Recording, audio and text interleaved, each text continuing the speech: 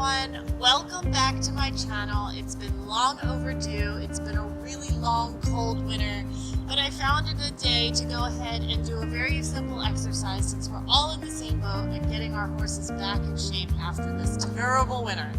So today V and I are going to demonstrate Slinky down neck in a circle. It's a very, very simple exercise that you can start your horse out and get them back into shape. This is the first portion of the Super S exercise that I teach, but it's going to go ahead and allow you to go back one more step and start to teach the horse to really lower the head and neck. So let's talk about Slinky down neck in a circle.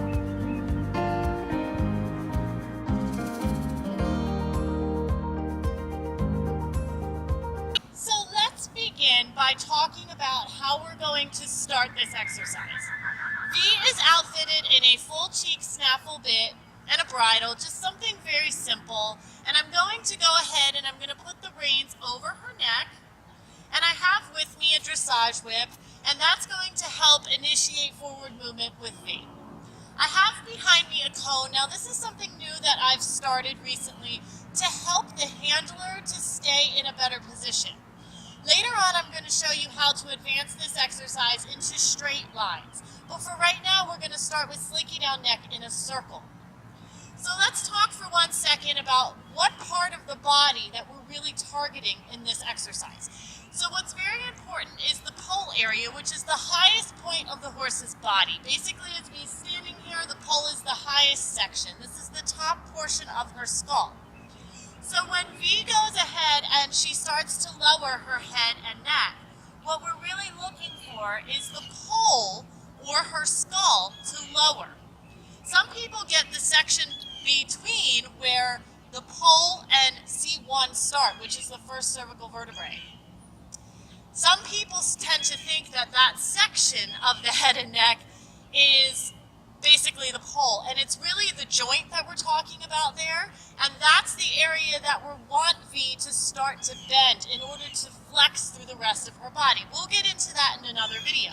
But for right now, what I want to talk about today is just a very simple section of when I pick up on pressure, I want V to lower her head and neck in response to that. Now, in previous exercises, we talked about the pull low exercise, the double rein pull low exercise.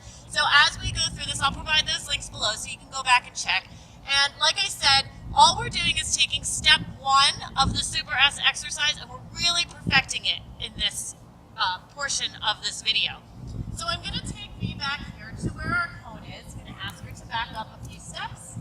And what I'm going to do is I'm going to rotate around this cone. V is going to step in a bigger circle around this cone, and I'm going to ask her to step forward by using my dressage whip, tapping on her hip, and asking her to step forward. So initially, I want her to start stepping around this cone, and V has not done this exercise this way yet, so this will be very interesting to teach her. So as we're going to rotate around this cone, you can see I'm going to keep my position, and I'm going to rotate in a counterclockwise circle. There you go, V, come on. While V starts to rotate around to the left. So I'm going to rotate right, V will rotate left. Okay, now one of the most important parts of this exercise is that you don't start to pull the horse forward with the rein pressure. As V turns this way, I'm going to show you that. Don't pull the horse forward with the rein pressure, because it's not going to help you under saddle. We can't pull the horse forward when we're riding, so don't do it on the ground because it makes zero sense. The horse won't be familiar with it once you start to sit on their back and try to transition an exercise from the groundwork to under saddle. And that's really important. Anything I do on the ground, I want to start to establish respect from the horse. I want to start to release some of the tension in the body and a couple other things as I'm going through the exercises on the ground. But one of the most important things is that I want to make sure that that exercise transfers under saddle, so it's helpful. Okay, so you can see V here is traveling around this circle. She's going pretty slow. So what I'm going to do is I'm going to keep tapping her and asking her to come forward every time she loses forward momentum. So your first step of this exercise is to get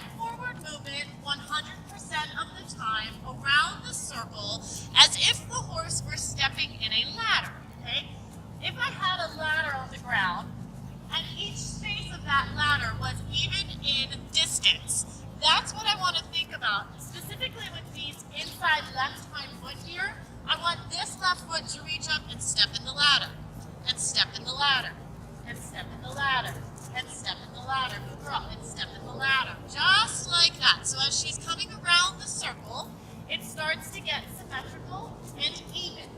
Now that's really good for her. And again, this is how your horse will start out. Now when I want to change direction, I'm just going to ask her to swivel the hindquarters, much like in the Super S, just to simply ask her to stop. Then I'm going to go ahead and I'm going to change direction. Now this area coming from the left side of the horse to the right side of the horse, this is, if at any point in time your horse will want to run you over or push at you, it will be right here. So you want to make sure that you keep a good distance and good space. Keep your forearm where your elbow is locked and just press against the horse's face to help steer them out and away. And then once the shoulder steps out and around you, it will keep you a little bit safer as the horse starts to learn your respect of your space. So you can see on this side, he's much more forward. This right hind foot, if we were to concentrate on it, she's stepping in the ladder pretty decently. So as she's going around, again, my first step is always to get the horse moving. We want the horse moving forward in a circle. That's very important. Same thing as if you were traveling around on them under saddle, you'd always want the horse to think forward and step up into your hand. Now if he gets confused, like right there, and she wants to listen to the contact. So if I have a little bit of contact, and I'm talking contact as in like 2-finger pressure contact, not anything heavy.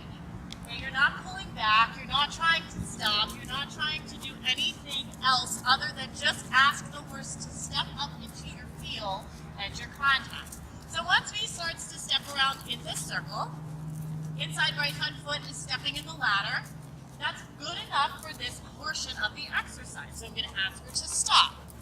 We're going to go back to the other side, and we're going to see if that proved. Again, I'm just going to keep my forearm against her cheek when she wants to step in towards me, or mistake this for bending too far to the inside. Remember, horses learn in pieces, and it's very, very important as we add on pieces to any segment, the horse is going to start guessing what it already knows or what it has learned prior. So just work with them as much as possible. It's not that they're trying to be bad half the time, it's that they don't know any better. So they're trying to put pieces of previous exercises together to please us. So try and explain it to them the best that you can. So now he's traveling around, and now the left hind foot is coming up and under, especially where both of us would be, where our two spines would meet if we were under saddle. So that is my favorite kind of step. I call that the medial centered step, which we'll go into in different exercises later on. But as you can start to see, he's really traveling around in this circle much better. And her tracks are actually starting to get much more symmetrical and round, and that's what we're looking for. She's very light in my hand, and as you can see, her pole is starting to reach out, forward, and down. So this section right here, that joint that we were talking about, that little spot from where the pole starts to attach to C1, that area in there, right here where I call it the gullet, we want this area to be as open as possible. We don't want it to compress. We don't want the horse to come backwards into that contact. We always want the horse to open and stretch down. So that's going to be what I would like to invite thee to do. So as we're traveling around in this little circle, I'm going to start to ask by lifting up now on contact slightly, just like in the polo exercise, until V starts to stretch forward, out, and down. So now we're starting to put the two things together of go ahead and walk forward around this circle, and go ahead and ask for slinky down neck, or in other words, the polo exercise. Super, V. That looks great. Okay, I'm just going to ask her to stop, rotate her hip over.